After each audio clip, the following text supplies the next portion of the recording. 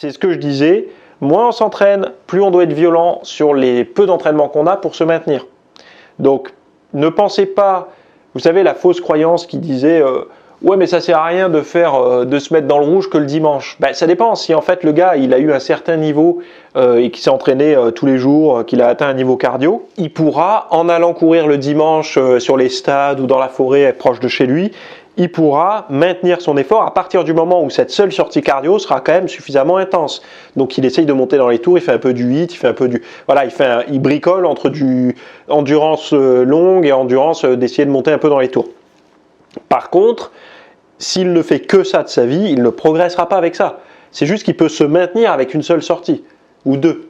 Pareil pour la musculation. Il ne va pas progresser avec 2 séances de muscu par semaine. Par contre, il pourra maintenir ses muscles qu'il a acquis avec 3-4 séances ou 5 séances de muscu par semaine dans le passé.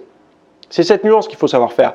Il y a beaucoup de gens qui s'appuient sur ce genre d'études-là, que je viens de vous parler, et qui vont vous dire que vous pouvez faire une seule séance par semaine, ou 2 maximum, avec une seule série par groupe musculaire, et prendre de la masse musculaire. Ça, ce sont des gens qui se moquent de vous, en fait.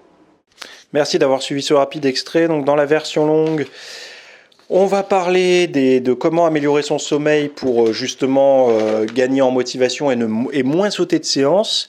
On va voir en fait un cas d'une personne qui attend d'être en forme pour reprendre le sport et j'explique pourquoi en fait c'est pas une bonne idée et comment il faut faire.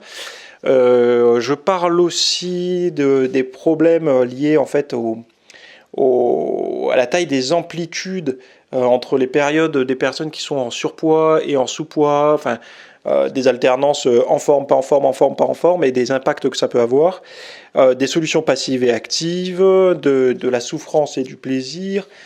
On va parler également de ce que font les athlètes pour maintenir. Alors là, vous allez être vraiment surpris que vous pouvez maintenir votre masse musculaire et votre niveau d'endurance avec relativement peu d'entraînement, mais il ne faut pas faire n'importe comment. Je vais vous donner les clés exactes là, par exemple, si vous traversez en ce moment soit une période très pris, etc., que ce soit psychologiquement ou physiquement, par un déménagement, un divorce, peu importe. En fait, avec très très peu, vous pouvez maintenir la totalité de votre masse musculaire, mais il ne faut juste pas faire n'importe quoi. Et je vais vous en parler d'ailleurs dans la version longue. On va voir qu'est-ce que c'est exactement d'être sportif sédentaire. C'est quoi la quantité exacte de sport pour être catégorisé comme sédentaire, même quand on fait du sport, et justement de voir comment on peut aller au-delà de ça.